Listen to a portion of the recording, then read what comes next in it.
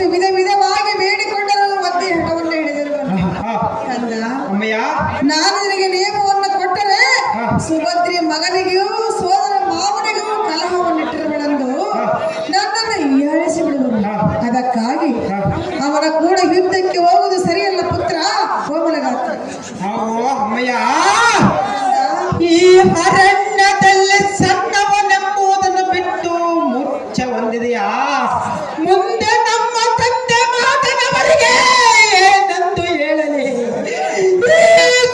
ಅರಣ್ಯದಲ್ಲಿ ದುಃಖಿತಂತ ನಮ್ಮನ್ನು ಕೇಳುವರು ಯಾರು? ಅವಮ್ಮಯ್ಯ ಒಂದು ಮಾತನಾಡು, ಎಲ್ಲ ಮುಖವನ್ನಾದರೂ ನೋಡು. ಈ ಅದ್ಭುತವಾದ ಕಲ್ಲು ಮುಳ್ಳು ಇರಲು ಕಾರಣವೇನು? ಎಲ್ಲ ಸಾರದೆ ಇದಕ್ಕೆ ಯೋಚನೆ ಮಾಡಲಿ. ಈ ತಾಯಿಯನ್ನು ಎಪ್ಪಿಸುವುದಕ್ಕೆ ಏನು ಉಪಾಯ ಮಾಡಲಿ?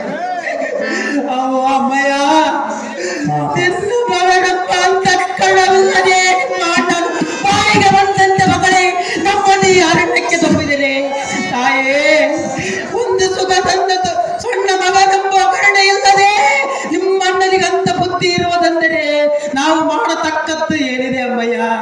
ಜನನೇ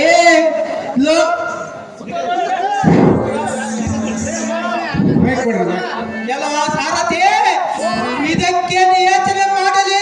ತಾಯಿ ನೆಪ್ಪಿಸಲಿಕ್ಕೆ ಏನು ಉಪಾಯ ಮಾಡಲಿ? ಈಗ ಭಕ್ತ ಬಲರಾಮನ ಮಗಳಾದ ಕನಕಾಗಿಯ ಪ್ರಾಪ್ತಿ ಪರಿಪೂರ್ಣ ಹಿಡಿದಿರುವುದು.